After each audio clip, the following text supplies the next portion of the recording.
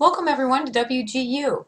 My name is Becky and I am going to be your student mentor here at WGU. So I will be with you from now until the time you graduate and you cross that stage and we all celebrate together. I want to welcome new students, continuing students, all students. So welcome to WGU. What I want to do is just take a few minutes just to walk through some very important pieces before we have our first call, so that you are familiar with my expectations before we have that first phone call.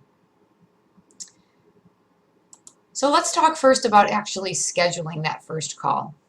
In the email that I sent you a link to my appointment slots. So I'm just going to log in here.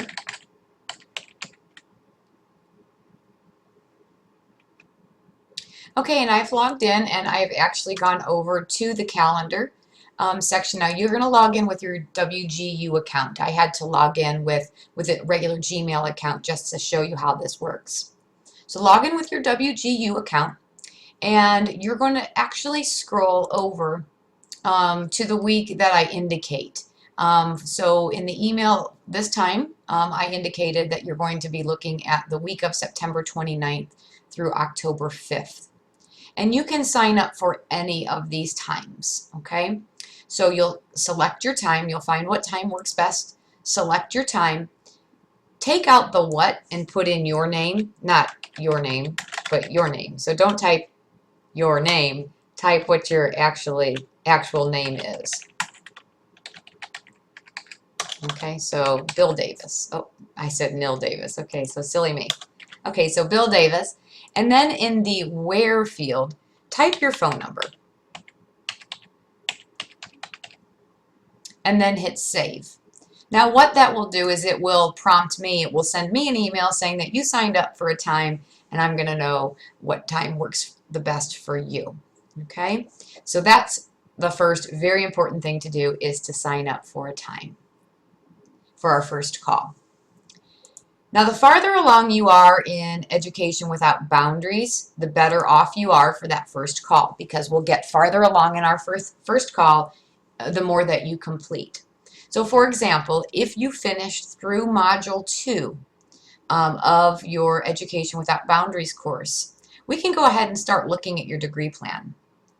But we can't start looking at your degree plan until Module 2 is complete.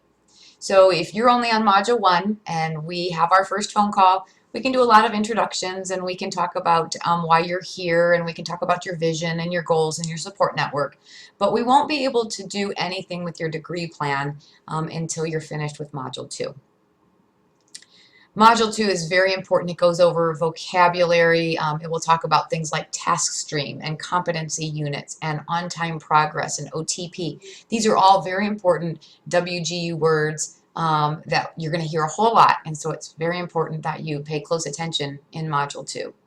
Now, not just in Module 2, because all of the modules are very important.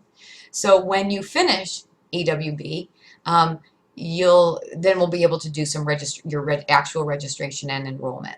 Okay, so after you complete EWB, you'll get a notification. I'll get a notification. Everyone knows that EWB is complete, and we can go on then with our registration and enrollment. Now, if you are a continuing student, you don't need to do Education Without Boundaries again.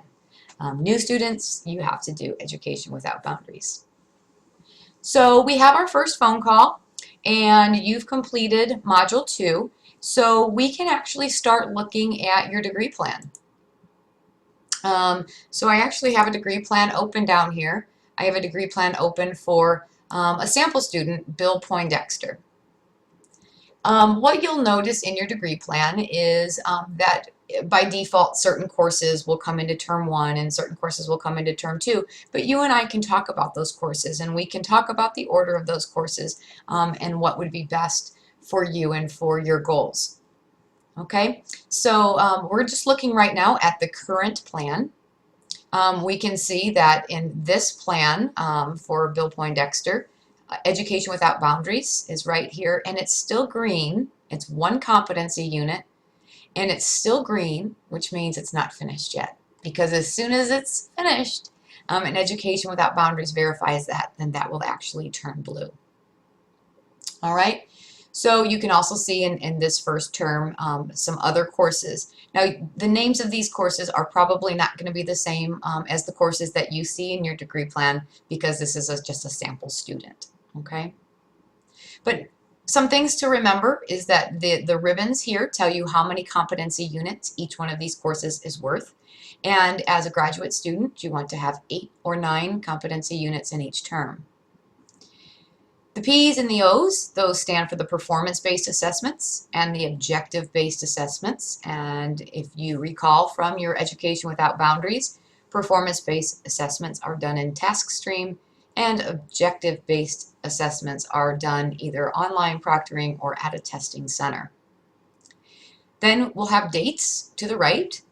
Those will just say select date until you and I talk and we set your degree plan. We'll set some pacing dates here for your 6-month term so that you can successfully complete each of the courses and make 100% OTP. And if you don't know what OTP means, then now is a good time to go back over into Education Without Boundaries and remind yourself, because you will hear me talk about OTP and SAP a lot. So make sure you are very familiar with OTP and SAP. So just for the sake of just a quick walkthrough, I'm going to go ahead and click on one of the performance-based courses and just do a real quick walkthrough of how a typical course at WGU will work. So once you learn how to navigate one class, you really know how to navigate all of them. First of all, in this course, you're going to see assessment preparation over on the left, and I thought I selected a performance-based course, but it looks like I've got an objective-based course. So I'm going to go back over to the degree plan and select. Oh, you know what, I bet it's because, oopsie, cancel. And I've got another course open here now. I've got open the network security course. It's still showing as an objective-based assessment, so I think it's a sample student. But what's important, and I won't be able to show you here, but if you're looking at a performance-based course, click on this arrow, and you're going to see assessment preparation again. When you click on assessment preparation again, it's going to open up another screen. It's kind of greenish in color, and at the top there'll be some breadcrumbs. The very last breadcrumb is the title of your course. And when you click on that, you're going to see directions and evaluation method. So you're going to be able to see the actual tasks for each of the performance-based courses. So if you want to take a sneak peek at all of the tasks, then you can do that at any point. You can't submit them for evaluation, but you can look at them. Underneath of that is a slider bar showing that in this particular course 0% of the activities have been complete. And then you see the study plan. The study plan is how you're going to navigate your class. So you'll start on the introduction and you'll work your way through. You can actually make your fonts larger if you need to. You will work your way through the course, reading, clicking on hyperlinks, clicking the next button, which will bring you to the next section in the study plan. So it just drops you down. So this is the Preparing for Success section. And it will then go through and talk about all the learning resources that are available to you in each of the courses or in the particular course that you're in. Notice at the bottom of each one of the module areas, there's a check mark. And if you click on that, I'm going to go ahead and click on 3 of them. That means I read them, but please read them much faster than what I just did. You're going to now see that 3 out of 23 activities have been complete, and that slider bar now is working its way across, showing the percentage of completion for that course. So that's pretty fun. Now, as you work your way through all of the modules, and you're reading, this is exactly how you're going to get through.